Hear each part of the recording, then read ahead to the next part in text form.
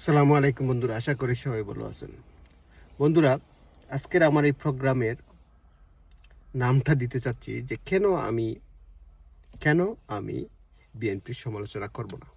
হ্যাঁ, আমি যদি বিএনপিকে পছন্দ করি, আমি যদি চাই বিএনপি ভালো করুক, আমি যদি চাই বিএনপি সরকার বা তারেক রহমানের নেতৃত্বের এই সরকার সামনে এগিয়ে যাক দেশের স্বার্থে, দেশের ভবিষ্যৎ প্রজন্মের স্বার্থে, তাহলে আমাকে বিএনপির সমালোচনা করতে হবে। পাশাপাশি বিএনপির ভালো কাজেরও প্রশংসা করতে হবে, যেটা সবার করা উচিত। দলখানা কিংবা নেতাখানা হওয়া উচিত না। যদি তাই হয়, তাহলে তো আপনি সঠিক জিনিসটা সমাজের সামনে তুলে ধরতে পারবেন না, সত্য কথা বলতে পারবেন না।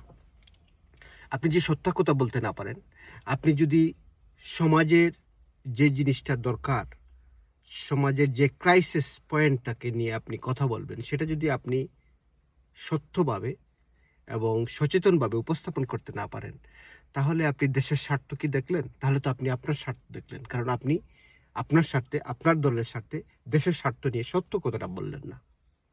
আমি সেটা হইতে চাই না। যদিও বন্ধুরা আমি দলকানা নই, আমি কখনো নিজেকে দলকানা মনে করি না। আমি বিএনপিকে 100% সমর্থন করতে পারি না, এখনো পারি না। ঠিক তেমনি আমি আওয়ামী লীগকেও করতে পারিনি। যদিও আমি আওয়ামী লীগকে ভালোবাসি অ্যাজ ওয়েল, যে যতটুকু আমি বিএনপিকে ভালোবাসি। কারণ এই দুটি দেশ হচ্ছে ডেমোক্রেটিক, এই দুটি দল হচ্ছে ডেমোক্রেটিক পলিটিক্যাল পার্টি, যারা সৃষ্টি হয়েছে এই দেশের স্বার্থে, এই দেশের ভবিষ্যৎ স্বার্থের উদ্দেশ্যে কিন্তু এই দলগুলি সৃষ্টি হয়েছে, যে সিচুয়েশনে হোক, যে সার্কামস্টেন্সেই হোক। সেই কারণে আমি এই দুটি দলকে পছন্দ করি এবং আমি চাই বাংলাদেশের সবসময় এই দুটি দল অ্যাক্টিভ থাকুক পলিটিক্যালি। কারণ এই দুটি দল যদি পলিটিক্যালি অ্যাক্টিভ না থাকে, ডেমোক্রেসি অ্যাক্টিভ থাকবে না, বাংলাদেশের জনগণের স্বার্থ সেফ থাকবে না, স্বার্থ পরিষ্কারভাবে ভবিষ্যতের দিকে আগাবে না। ঠিক তেমনি বিএনপি দেখেন এই নির্বাচনে সংখ্যাগরিষ্ঠতা অর্জন করেছে।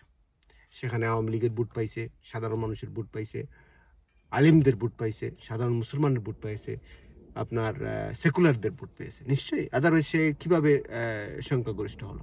ঠিক না? বিএনপির ভোটে তো সে সংখ্যাগরিষ্ঠ হইতে পারে না। অথচ দেখেন এই বিএনপি নমিশন দিছে। আজকে আমার আব্বার সাথে কথা হয়েছিল সকালে। উনি বলছে যে 69 খুব সম্ভবত, অথবা 79 পিপুল যারা কিনা ঋণ খেলাপি, যারা অলরেডি টাকা নিয়ে দিতে পারে নাই, এদেরকে দেওয়া হয়েছে। এরা বলেন তো পার্লামেন্টে কি আইন প্রণেতা করবে, কি আইন বানাবে? এর চেয়ে বড় দুঃখজনক আর কি হইতে পারে? এটা কি কষ্টের কথা না? বিএনপি এত বছর পরে দেশে আসলো, তারা ঋণ খেলাপি বিহীন বা ফ্রেশ কোনো লোক তৈরি করতে পারলো না বা বের করে আনতে পারলো না, যারা কিনা ইলেকশন করে পার্লামেন্টে আসবে।